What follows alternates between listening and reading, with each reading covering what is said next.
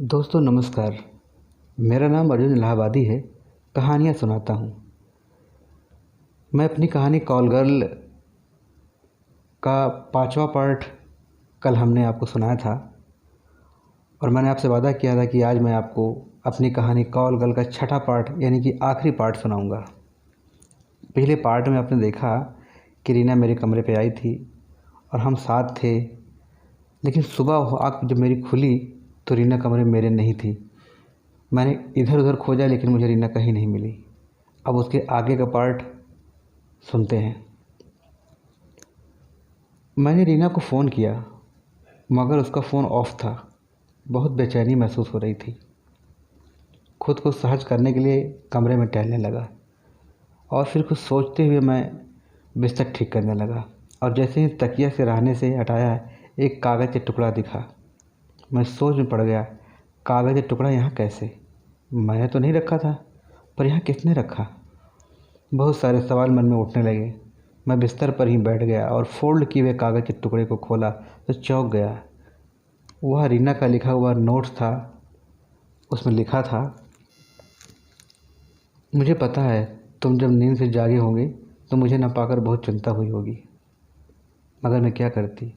कुछ समझ में नहीं आ रहा था। एक कॉल गर्ल को इतना प्यार और सम्मान कभी किसी ने नहीं दिया। तुमने दिया तो मैं संभाल नहीं पाई।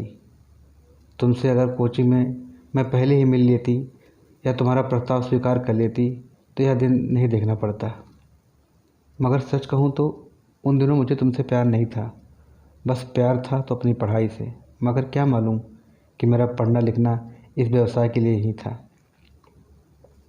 मेरी ज़िंदगी का कोई वजूद नहीं है, मगर तुम्हारी ज़िंदगी बहुत कीमती है।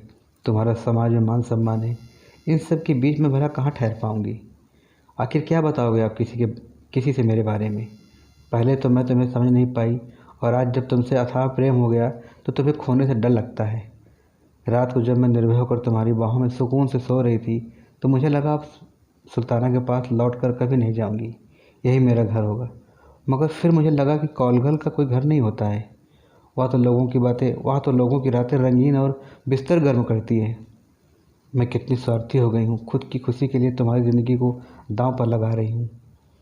इसलिए मैंने फ़ैसला किया कि अब आप आज के बाद मैं तुमसे कभी नहीं मिलूँगी। मैं अपना फ़ोन नंबर बंद कर रही हूँ। मुझे खोजने की कोशिश मत करना। तुम भी अपना ट्रांसफ़र कहीं और करवा लो। कहीं ऐसा ना हो कि मैं अपने वादे पर खरी न उतर पाऊँ। हो सके तो मुझे माफ़ कर देना। अपना ख्याल रखना। तुम्हारी और सिर्फ तुम्हारी रीना।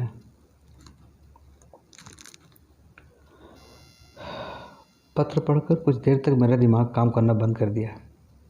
एक बार फिर से पत्र को पढ़ा और लगातार कई बार उस पत्र को पढ़ता रहा जब तक कि आंखें बरस न पड़ी हूँ। मैं दफ्तर जाता लेकिन मेरा मन रीना के बारे में ही सोचता रहता, या फिर कहूँ कि रीना मेरे दिल दिमाग में बस गई थी। मैं गलत ना होगा। अंत में मैंने रीना के नाम एक पत्र लिखा। मैंने बड़े बाबू को ऑफिस में बुलाया और शांत मन से मैंने रीना और अपने बारे में उन्हें शुरू से अब तक की पूरी कहानी बता डाली और रीना के नाम का पत्र जो मैंने लिखा था उसे बड़े बाबू को दे दिया। कुछ देर तक बड़े बाबू हाथ जोड़े मेरे सामने खड़े रहे। उन्हें लगा कि वो किसी नई दुनिया में आ गए हैं। वो क्या सुन रहे हैं उनको खुद भी पता नहीं था। मैंने कहा, बड़े बाबू। वो अचानक चौंके। हाँ साहब, मैंने आपको पत्र दिया है। बड़े बाबू ने पत्र खोलकर मन ही मन पढ़ना शुरू किया। मैंने लिखा था, मेरी ज़िंदगी तो मेरा पहला और आखिरी प्यार थी। अब न किसी से प्यार कर पाऊँगा और न ही एतबार। कोचिंग से लेकर आज तक तुम्हारे सिवा किसी और के बारे में कभी नहीं सोचा। मैंने पूरे 10 वर्ष तुम्हारा इंतज़ार किया, इस उम्मीद के साथ कि तुम कभी तो मिलोगी। घर से शादी के लिए बहुत दबाव था। माँ और पिताजी ने जाने कितनी बार मुझ पर दबाव दिया कि मैं शादी कर लूँ, मगर मुझे तुम्हारे सिवा कोई और पसंद नहीं। मैं किसी और साथ ज़िंदगी नहीं गुजार सकता। तुम जैसी भी हो मुझे पसंद हो। भगवान ने इतना कुछ मुझे दिया है कि मैं तुम्हारी देखभाल कर सकता हूँ। तुम्हें तो पता है मैं अच्छा खाना भी बनाता हूँ और चाय भी बनाता हूँ। हाँ, कॉफ़ी अच्छी नहीं बना पाता हूँ तुम्हारी जैसी, वो तुम बना देना मेरे लिए। बोले इतना तो कर सकती हो ना मेरे लिए, करोगी ना? रीना, सच में ज़िंदगी कभी कभी इंसान को दोबारा जीने का मौका देती है, और यह मौका उन दोनों को मिल रहा है, तो क्यों ना हम ज़िंदगी को जी भर के साथ साथ जिएं। मैं पूरी ज़िंदगी तुम्हारी हसीन यादों के सहारे गुजार दूंगा, मगर किसी और को अपनी ज़िंदगी में आने नहीं दूंगा। अगर सच में तुम मुझसे प्यार करती हो, तुम्हारे दिल में मेरे लिए थोड़ी सी भी जगह है, तो कल शाम 6 बजे रेलवे स्टेशन पर प्लेटफॉर्म नंबर 1 पर मैं तुम्हारा इंतज़ार करूंगा। और हाँ, बहुत सोच कर मेरे पास मिलने आना, क्योंकि फिर से मैं तुम्हें सुल्ताना के पास वापस नहीं जाने दूंगा। मैं तुम्हारा इंतज़ार करूंगा, तुम्हारा प्यार और सिर्फ तुम्हारा प्यार। पत्र पढ़कर बड़े बाबू की आंखें नम हो आईं। वह कुर्सी से खड़े हो गए और मेरी तरफ अपने दोनों हाथ जोड़ लिए। साहब, आप कितने महान हैं। नहीं बड़े बाबू, आप मेरे लिए लकी हैं। अगर उस दिन पार्टी के बाद आप रीना को नहीं बुलाते तो मैं उससे नहीं मिल पाता। कहते हुए मेरी आंखें नम हो आईं। बड़े बाबू, मुझे आपकी हेल्प चाहिए। यह लेटर रीना तक आपको किसी भी हाल में पहुंचाना है। बड़े बाबू खड़े हुए और अपने दोनों हाथ जोड़कर बोले, साहब, अगर यह काम मैं नहीं कर पाया तो मैं अपने आप को माफ़ नहीं कर पाऊंगा। आप चिंता न करें, यह पत्र आज ही उसके पास पहुंच जाएगा। लेटर लेकर वो ऑफिस से चले गए। मैंने चैन की सांस ली। मैं कुछ देर आंखें बंद कर चेयर पर सिर टिकाकर शांत बैठा रहा। फिर कुछ सोचकर मैंने ट्रांसफ़र के लिए अपने बॉस को एक एप्लीकेशन लिखा और ऑफिस की चपरासी को बुला कर दे दिया। मैं कितनी बार रीना का पत्र पढ़ता, रीना के लिए मेरे दिल में उतनी जगह और बढ़ जाती। मगर यह सोचकर मन व्यथित हो जाता कि पता नहीं वह मेरा फैसला स्वीकार करेगी भी या नहीं। मैंने अपना सारा सामान पैक किया और कल शाम 7 बजे की ट्रेन की 2 टिकटें बुक करवा ली। मन नहीं लग रहा था तो बाहर पार्क में घूमने लगा। कुछ देर इधर उधर टहलता रहा, मगर जब वहाँ भी मन नहीं लगा तो मॉल घूमने निकल गया। कुछ शॉपिंग की और एक आइसक्रीम खाई। रात में रास्ते में टैक्सी में था कि बड़े बाबू की कॉल आ गई। हाँ बड़े बाबू, मैंने फ़ोन रिसीव करते हुए बोला। साहब, मैंने आपका लेटर पहुंचा दिया है। सुनकर मेरे चेहरे पर मुस्कुराहट आ गई। खुश होते हुए बोला, बहुत बहुत धन्यवाद बड़े बाबू। मैंने चैन के साथ ली। साहब, ऐसा कहकर हमें और शर्मिंदा ना करें। बड़े बाबू याचना भाव से बोले। अच्छा बड़े बाबू, मैं घर पहुंचकर बात करता हूं। मैंने फ़ोन कट कर दिया। रूम पर पहुंचकर मैं फ्रेश हुआ और चाय बनाने किचन में चला गया। रीना की बनाई हुई कॉफ़ी का बर्तन अभी वैसे ही रखा था। कुछ देर तलक मैं किचन को घूरता रहा, मगर फिर जाने क्या हुआ, मैं किचन से बाहर आ गया। आकर बालकनी में खड़े होकर बाहर खेल रहे छोटे छोटे बच्चों को देखने लगा। सच कहते हैं, कभी कभी ऐसे भी समय आते हैं, ऐसे भी मोड़ आते हैं जहाँ निर्णय लेना कठिन हो जाता है। मेरी लाइफ में आज ऐसा ही कुछ था। किसी तरह रात गुजर गई। सुबह दफ्तर के लिए निकलने से पहले मैंने बचे हुए कपड़े इस्त्री करके सूटकेस में रख लिए थे। दफ्तर पहुंचकर फटाफट अपना सारा काम निपटाने में जुट गया। अचानक से बड़े बाबू केबिन में आ गए। साहब, मैंने सुना आप यहाँ जा रहे हैं। बड़े बाबू में शब्दों में सवाल कम याचना ज़्यादा दिख रही थी। हाँ बड़े बाबू, मैंने शांत भाव से जवाब दिया। लेकिन क्यों? बड़े बाबू ने व्याकुलता से पूछा।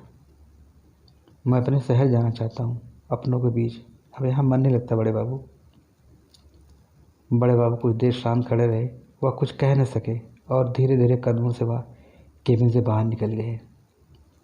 दफ्तर का सारा काम निपटाकर दोपहर में 3 बजे मैं अपनी रूम पर आ गया। एक बार फिर से मैंने सारे सामान चेक किए और कैब वाले को फ़ोन किया। शाम 5 बजे कैब ड्राइवर रूम पर आ गया था। मैंने ज़रूरी सामान अपने साथ लिया। बर्तन, फ्रिज, टीवी और कूलर बड़े बाबू को दे दिया था। ठीक 5:45 पर मैं रेलवे स्टेशन पर प्लेटफॉर्म नंबर 1 पर पहुंच चुका था। यात्रियों की भीड़ बढ़ रही थी और मैं अकेला होता जा रहा था। जैसे जैसे घड़ी की सुइयां चल रही थी, मेरी हार्ट बीट बढ़ती जा रही थी। ठीक 5:58 पर मेरी ट्रेन प्लेटफार्म पर आ गई और मेरा दिमाग काम करना बंद कर दिया था। आंखें प्लेटफार्म पर खड़े लोगों के बीच में रीना को ढूंढ रही थीं, मगर रीना का कहीं पता नहीं था। आंखें नम हो आईं, धड़कनें बैठी जा रही थीं, गला सूख गया था। थक हार के मैंने अपना बैग एक हाथ में लिया और सूटकेस लेने के लिए झुका तो किसी ने आकर मुझसे पहले ही उठा लिया। मैंने नम आँखों से सिर ऊपर उठाकर देखा तो धड़कनें रुक सी गईं। सामने रीना थी।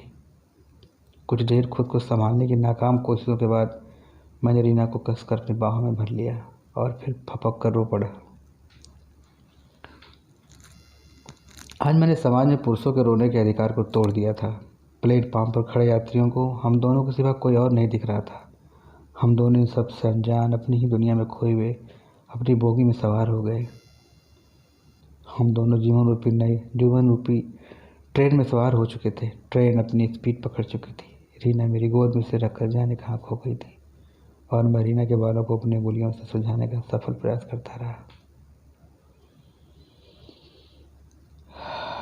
बस इतनी सी थी एक कहानी। दोस्तों, कॉल गर्ल का छठा और अंतिम पार्ट था ये। उम्मीद करता हूँ कि ये मेरी पहली कहानी थी और आपको पसंद आई होगी। आप सब लोगों ने इतना प्यार दिया, इतने सारे कमेंट्स किए। मैं अपने सब दोस्तों को दिल से शुक्रिया अदा करता हूँ और उम्मीद करता हूँ कि मेरी आगे आने वाली कहानियों को आप वैसे ही प्यार देंगे। हाँ, एक चीज़ और, आपसे विनम्र निवेदन है कि अगर आपको कहानियों में कुछ सुझाव देना चाहते हैं ज़रूर दीजिए, मैं उसको पालन करने की कोशिश करूँगा। और एक सबसे ज़रूरी बात है कि मैंने अपना नया ब्लॉग बनाया है यूट्यूब पर, जिसका नाम है ब्लॉग विथ अर्जुन इलाहाबादी। अगर आपको टाइम मिले तो कभी आइए, मिलते हैं अपने ब्लॉग में। और बाकी कहानियों का कोना मेरा तो जारी ही रहेगा। बस आप सबका प्रेम चाहिए। नमस्कार, धन्यवाद।